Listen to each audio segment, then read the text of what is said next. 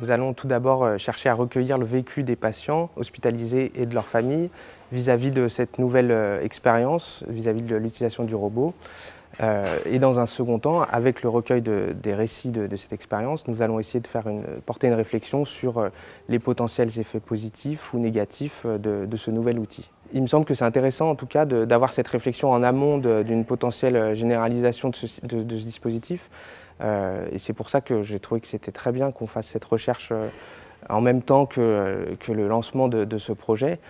Ça permet d'évaluer voilà, les retentissements psychologiques qu'il peut y avoir, qui ne sont pour l'instant assez inconnus. Voilà, donc c'est une étude exploratoire qui va nous permettre de lever un petit peu ces questions-là.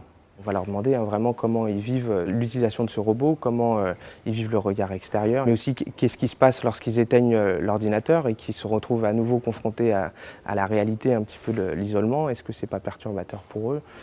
C'est un ensemble de questions qu'on va essayer de poser et puis de répondre. Je pense pas que ça puisse avoir un impact immédiat sur la guérison. En tout cas, c'est pas quelque chose qu'on pourra vérifier parce que c'est tellement multifactoriel qu'on ne pourra pas isoler ce seul facteur de l'utilisation du robot.